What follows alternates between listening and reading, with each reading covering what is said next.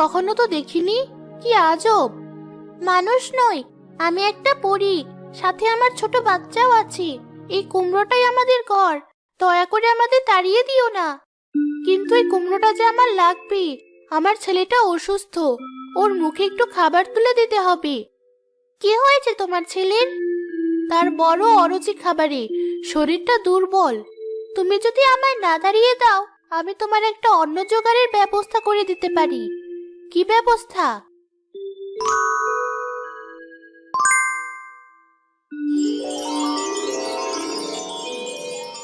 এই যে কুমড়োর ফুলগুলো নাও, বাড়ি গিয়ে এগুলো দিয়ে তোমার ছেলেকে, স্বামীকে তরকারি করে খাওয়াবে। দেখবে ওরা সুস্থ হয়ে যাবে। আর এটা দিয়ে তুমি রোজ দিনে মজার মজার খাবার বানাতে পারবে।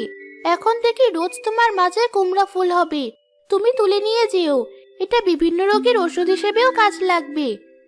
ঠিক আছে, আমি কুমড়োটা কাটবো না, তোমরা এখানে নিশ্চিন্তে থাকো। যাই, কুমড়ো ফুলটা দিয়ে বড়া বানানোর চেষ্টা করি। বাবুটার হয়তো খেলে ভালো লাগবে।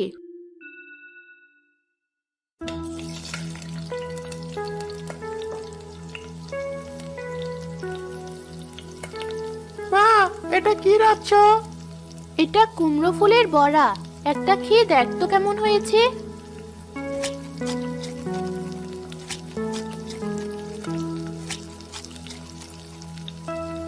এটা তো বেশ মজার, আরো একটু দাও না মা।